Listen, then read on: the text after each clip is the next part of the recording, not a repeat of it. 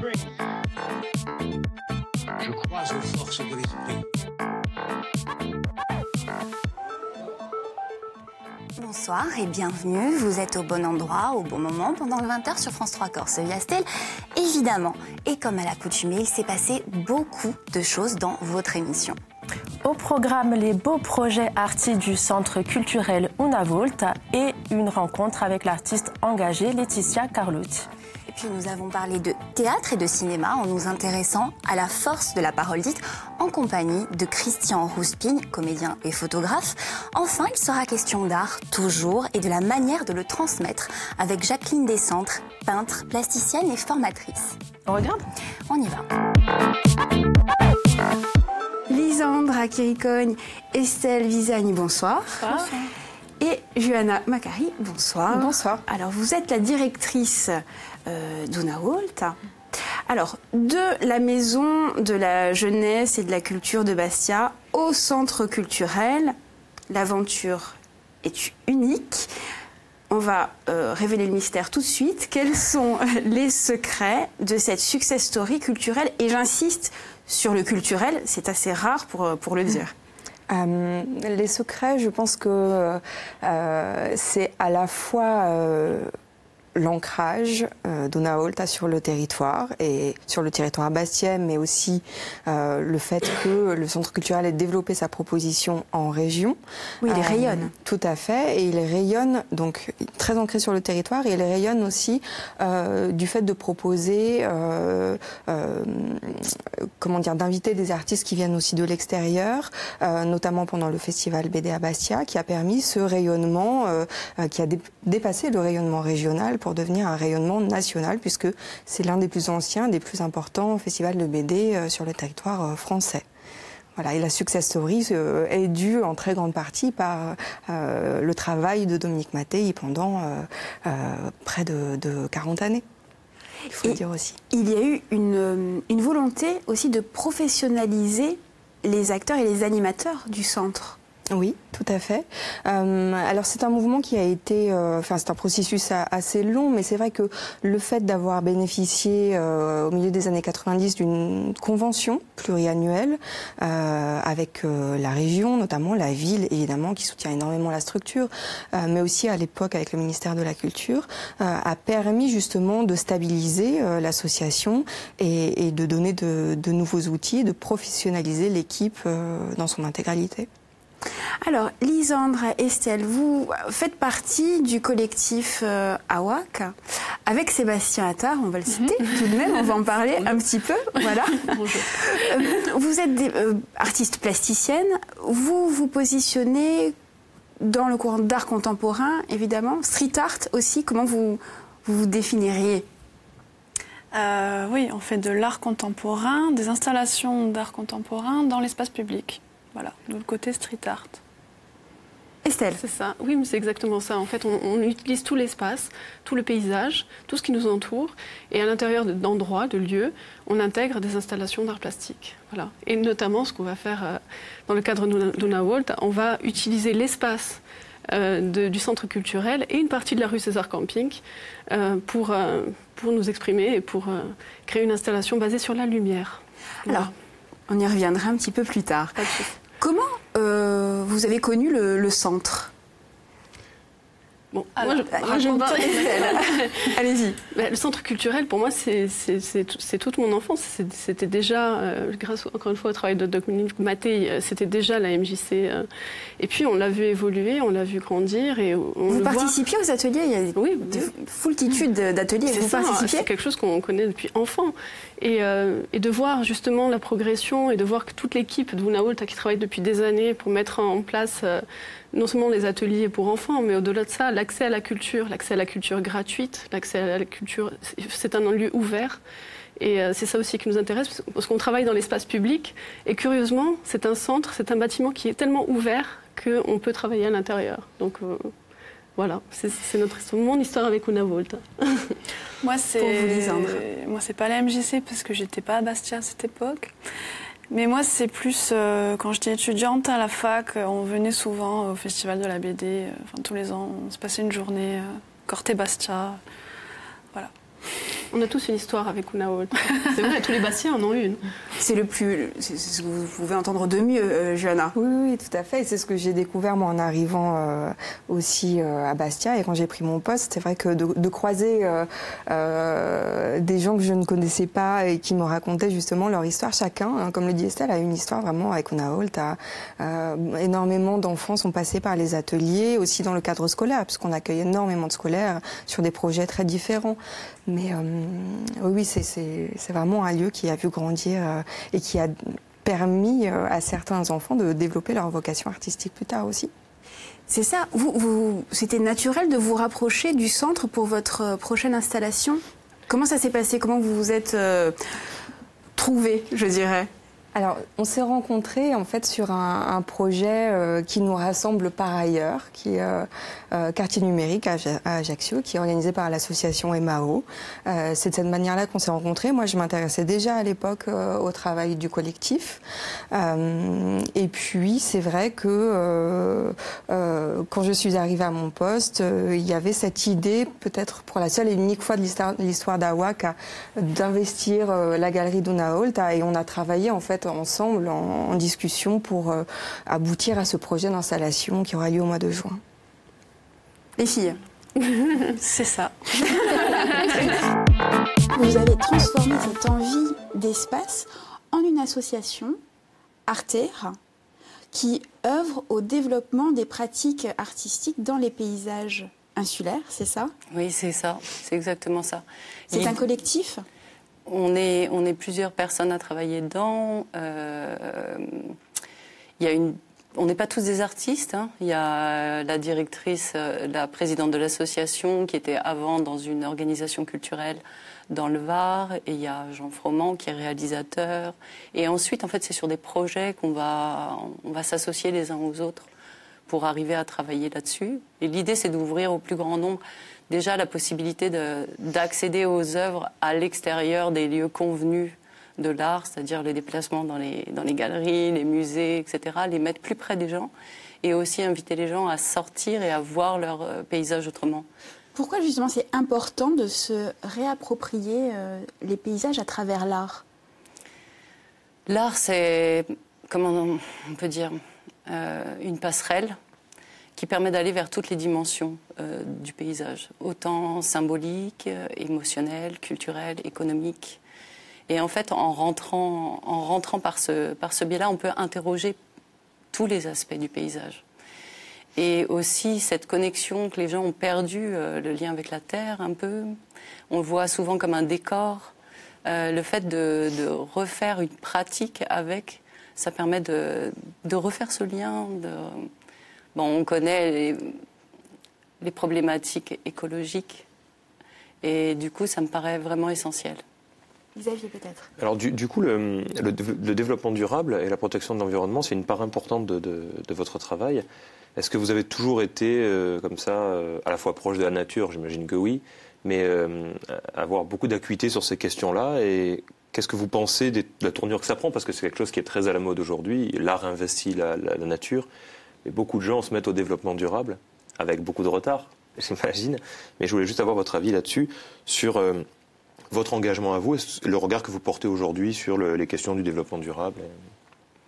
En fait, je trouve qu'on est un peu dans une société spécialisée. Les questions d'environnement sont traitées par les offices d'environnement, les questions de culture par les offices de culture, alors que c'est des questions qui concernent tout le monde. La façon dont moi je suis rentrée dedans, c'est une façon comme tout le monde, absolument comme tout le monde, c'est-à-dire de bien-être, d'avoir envie pas obligatoirement de cristalliser les choses autour d'un état de fait, mais pouvoir aller se baigner à la rivière tranquillement, avoir des espaces sauvages, enfin qu'on perçoit comme sauvages, pouvoir faire ses expériences dedans, pouvoir comprendre ce qui est visible, ce qui n'est pas visible aussi. Tout ça, c'était important de pouvoir le faire. Et l'écologie, elle rentre aussi dans le fait qu'il y a une dimension qu'on ne prend pas en considération. On est des êtres vivants autour d'un monde qui, lui aussi, est vivant. Et on joue dans cet équilibre-là un rôle important. L'une de vos premières créations s'appelait Arc-en-Cible. Donc c'était dans le cadre d'Arte, hein, bien sûr, une de vos premières créations. Dans ce cadre-là, dans le Cap, elle rassemblait 25 000 cartouches de couleurs. Ce qui en dit long sur le comportement des chasseurs, entre autres, ramassés dans la nature. La cible mesurait 20 mètres de diamètre. Qui cibliez-vous, justement? En fait, il n'y avait pas de cible exactement. Dans le trajet par rapport à cette œuvre, je me suis rendu compte, moi j'aime beaucoup les espaces sauvages et de nature, je me suis rendu compte qu'il y avait ces indices-là qui étaient là, en premier dans un mouvement un peu écologique. J'étais allée ramasser, ils ne ramassent pas leurs cartouches, etc. Mais en fait, au bout d'un moment, c'est devenu une prise de guerre pour moi, et il y avait des couleurs extraordinaires, et au fur et à mesure, quand on développe un projet artistique avec ça, on se rend compte que c'est pas obligatoirement les chasseurs. D'abord, l'art, c'est pas quelque chose de moralisateur. C'est plus un processus d'enquête. Et je dirais que c'est plus par rapport à l'usage des armes sur le territoire que je me suis rendu compte de l'importance de ça. Et le fait de devoir faire une œuvre, donc de comptabiliser le nombre de couleurs, etc. Je me suis aussi rendue dans des balles trappes pour arriver à avoir celle qui me manquait, pour arriver à finir ce cercle de douille. Et le fait de le mettre dans le champ d'un paysan, c'était vraiment une manière de réfléchir sur la production des paysages. Et une des productions des paysages qu'on aime, en dehors du sauvage, enfin je dis on, mais c'est cette diversité des paysages qui sont liés à la production de l'espace. Donc il y a les champs, il y a les vergers, il y a absolument il y a un grand panel de paysages. Et plus un paysage il est riche, et plus il peut avoir cette myriade de paysages-là. Là, le fait de le relier à la paysannerie plus qu'à l'agriculture, le fait de prendre soin de ces animaux, d'être dans un écrin comme celui-là où on voit la mer derrière, on voit le sauvage, on voit tout ça, c'était de dire, bon, notre richesse, elle est la terre sur laquelle on se tient. On peut rêver d'aller sur des autres planètes. Pour l'instant, c'est pas tout à fait le cas. On est là à vivre avec notre environnement.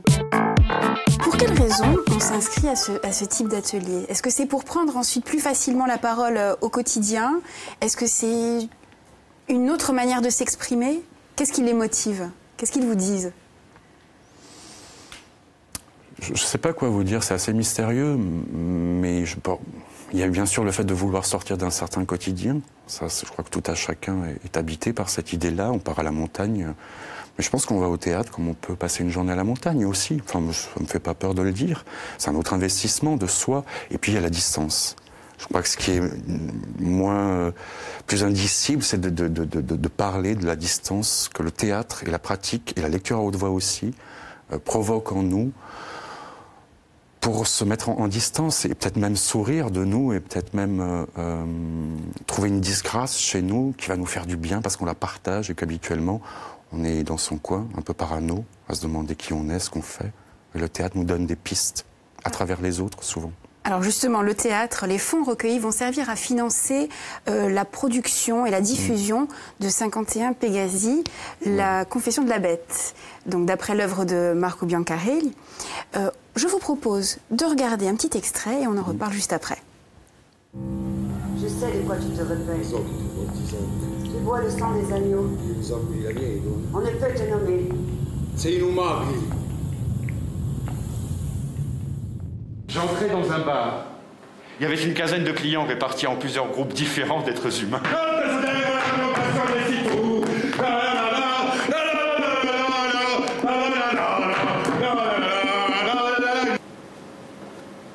Faites-le au moins pour l'éditeur, non? Ah bon? Lisa Benedette commençait à piquer du nez, elle aussi. Et vraiment, je me faisais chier comme jamais. Alors, ce n'est pas vraiment la la suite, c'est une réinterprétation, une transformation du premier spectacle qui a eu lieu il y a 10 ans maintenant, que vous aviez interprété il y a 10 ans. Oui, je voudrais juste revenir très vite sur on voulait faire une plateforme participative, oui. Mais ce que je comprends pour ceux qui le pratiquent, on a décidé avec Arenos Troupe de proposer au public plutôt un stage, une lecture de Bastia à l'Ouest et une participation active du public, financière s'il le désire. Pour revenir à votre question, effectivement, c'est pas une reprise, c'est une recréation. Sur la première création, pour ceux qui s'en souviennent, il reste encore 2/3 du texte que j'avais adapté en 2007, qui a tourné pendant quelques années. Et il y a 1/3 de nouveaux textes qui notamment appartient à la comédienne qui m'accompagne, Anna-Marie Philippe, autour du personnage féminin du roman Lisa Benedetti. Donc il y a une scène au milieu très concrète, l'émission, le restaurant. Le personnage que je joue va tomber amoureux, est-ce que ça va marcher, on ne sait pas. Et puis autour, il y a toujours cette présence féminine qui est relativement constante en présence d'Anna-Marie Philippe. Et pour donner un pendant féminin à ce personnage hyper violent, qu'on targue l'auteur et le personnage d'être misogyne, ce que je ne crois pas, ou en tout cas dénoncer les choses de la misogynie, ce ne pas l'être. Et ça m'a semblé important, mais pas uniquement la même raison. Et puis évident dans la création qu'on a pu faire en décembre à Porto Vecchio, que le trouble de cette présence féminine avait sa place. En tout cas, après la première à Porto Vecchio, on est un peu plus rassuré. Je pense à Isabelle Catalan, qui est la dramaturge de ce spectacle et ma collaboratrice, qui a fait un travail extraordinaire, ou Anna-Marie Philippe, qui, après, pour ma part, avoir tourné 10 ans ce texte, retrouve un texte qu'elle n'a l'apprentissage que depuis 2 mois. Bon, on est un peu plus rassuré, on va continuer le travail. Et effectivement, ces ateliers vont nous aider à produire le spectacle. Et une représentation, je crois, est prévue en mars, à Bastia le 10 mars, il me semble de mémoire. Vous êtes passé à l'action, Christian Rouspine, avec votre, non pas appareil photo, mais avec votre téléphone. Oui, l'image. L'image. Vous êtes désormais photographe, aspirant photographe. Disons que je préfère parler d'image, parce que justement, techniquement, je ne connais rien de la photo. J'ai juste mon appareil téléphonique avec lequel je me sers pour faire des images. Et on revient à la matière encore, on revient à un champ des possibles aussi qui nourrit mes désirs d'artiste, oui. On vous a vu également devant la caméra dans un court-métrage de Frédéric Farouche, Suis-je le gardien de mon frère. On vous connaît évidemment au théâtre, dernièrement c'était Don Quichotte. Est-ce que l'action, c'est aussi pour vous de penser à éventuellement la mise en scène, à pourquoi pas la réalisation aussi? La mise en scène théâtre, Pégase dont on a parlé, c'est ma première mise en scène pour ainsi dire, à part quelques mises en espace de lecture. La mise en scène de cinéma, pas vraiment. Je suis peut-être dans l'idée le documentaire m'intéresse. Voilà, j'ai dans la tête une idée de documentaire depuis quelque temps. Vous avez joué, je crois, ou participé en tout cas à un documentaire. J'ai fait pas mal de documentaires fiction, oui. Le dernier, c'était celui autour de Miguel Raffaelli, avec Intervista Prod. C'était très passionnant. J'en ai fait un autre qui n'est pas diffusé, qui s'appelle L'Occhio, l'œil et... je ne sais plus, un sous-titre, de Pauline Racine, une espèce de déambulation dans notre région, d'un endroit à un autre, en visitant des chasseurs, des vieux amis. Voilà. L'Occhio, il n'est pas encore passé. C'est quelque chose que j'ai beaucoup aimé faire. Donc, mais passer à la réalisation, non, j'en suis pas... Plutôt un documentaire, à la limite, oui, toujours dans un esprit d'approche réelle et active avec le public. Une construction comme ça, mais j'ai pas de... Vous avez déjà, non pas un sujet ou un thème, mais une idée comme ça qui se dessine? Ce serait lié à l'enfance, oui. D'accord. Un enfant, mais toujours en forme de documentaire, hein, mais je sais pas comment je peux... Mais un enfant qui s'enfuirait du maternel. Ah, pas mal. Pas mal. Et ça fait rêver. J'ai commencé effectivement par vraiment l'abstrait. C'était, ça me semblait une évidence parce que c'était vraiment couleur et matière que j'avais envie de travailler. Et puis, évidemment, le travail, il évolue. On a besoin d'autre chose. J'ai eu l'impression d'avoir fait un petit peu, on va dire, le tour de la question. Et c'est imposé parce que c'est pas non plus un choix. Qu'est-ce qui se fait justement qu'à un moment on change de cap, on évolue? Alors, les influences extérieures, les inspirations? En grande partie, là, ça a été en fait d'avoir eu pendant 4 ans, 5 ans même, un grand atelier. Et du coup, le fait d'avoir un atelier avec vraiment de l'espace où on pouvait vraiment respirer, ça entraîne en fait du coup la création vers d'autres choses, obligatoirement. Donc du coup, je suis venue au grand format. J'en avais envie, mais pas la possibilité. Et j'avais aussi envie de ne plus avoir cette matière de sable que j'utilisais ou de marbre. Enfin bref, je faisais beaucoup d'insertions. Et du coup, j'ai inventé en fait mon papier, ce qui permet d'avoir quand même une matière, mais que je fabriquais moi-même. Donc du coup, je pars de rien.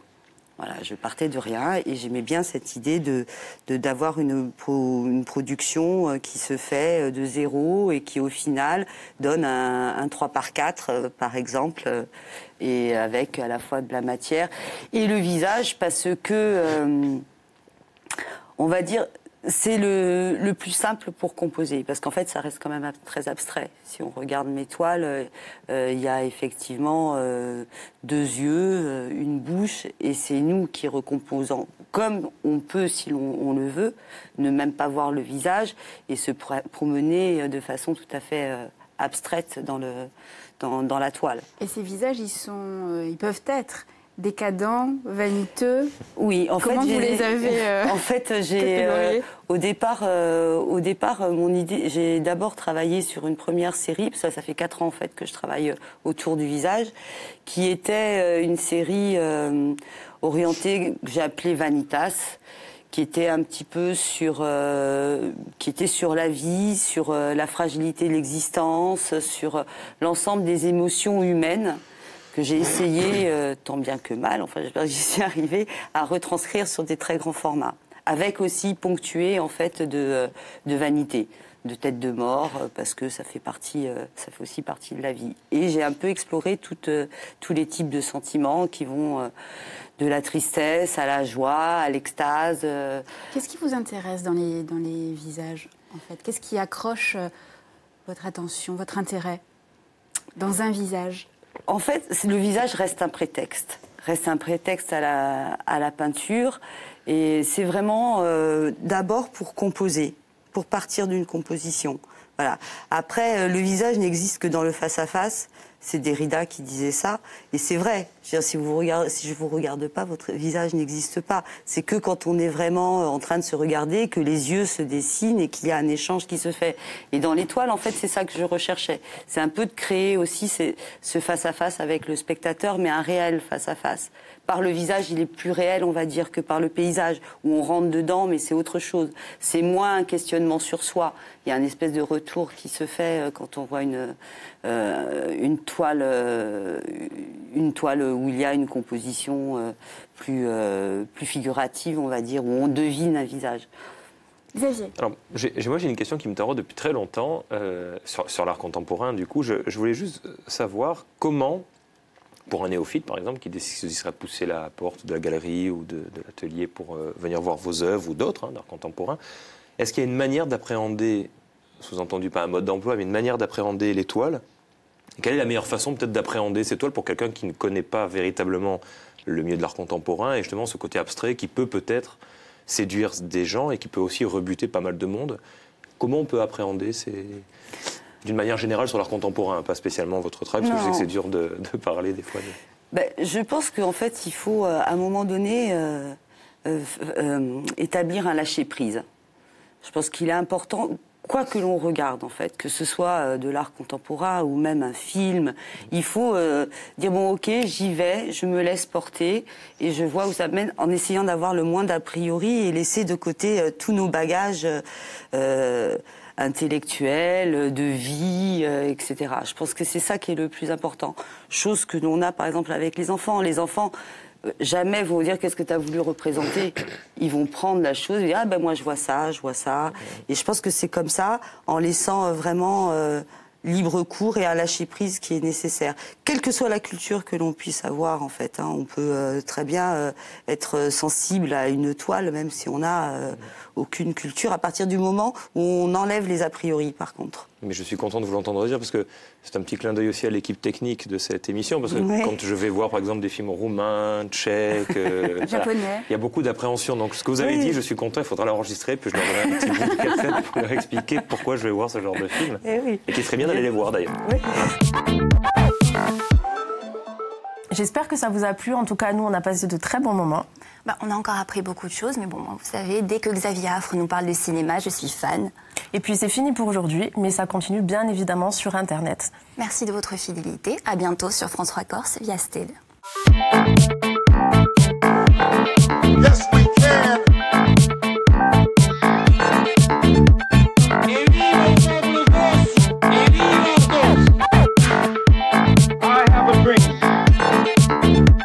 Je crois aux forces de l'esprit.